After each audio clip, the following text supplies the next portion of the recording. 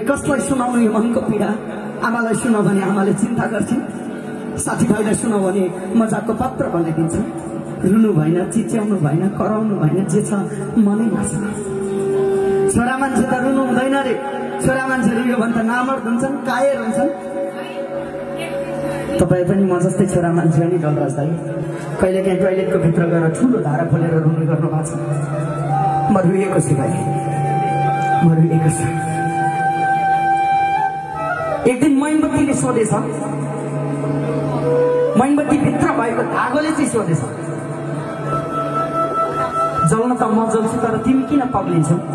मोमबत्तीको बाहिर भएको गोलले हाँस्दै जवाब दिएछ, आफ्नो मनभित्र राखेको मान्छेलाई पीडा पर्दा कस्तो आँखा।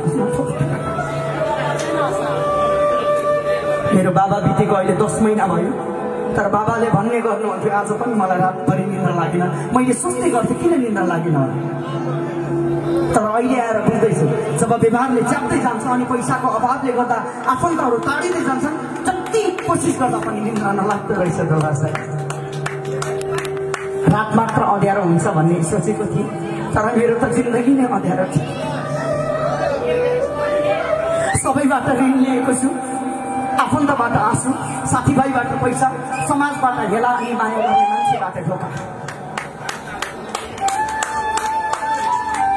दोलास दाइ, सुनेको छु पैसाले सबै कुरा किन्न पाइन्छ नि, मलाई पनि सिकाइदिनुहोस् न दाइ, यो काठमाडौँको सहरमा कहाँनिर किन्न पाइन्छ यो खुसी? यदि दुखेको मन निको हुने औषधि किन्न पाइन्थ्यो भने नि सायद म किन्नका लागि भए पनि आफैले आफूलाई बेचिदिन्थ्यो होला दाइ। औकात पुगेन भनेर सम्बन्ध तोड्नेहरूलाई के थाहा दाइ, कि करोडौँको चेक पनि 10 रुपैयाँको कलम बिना अधुरो हुन्छ भनेर। देख्नेलाई देखिसके, चिन्नेलाई चिनिसके, अनि बुझ्नेलाई बुझिसके, थाहा भइसक्यो कोही छैन।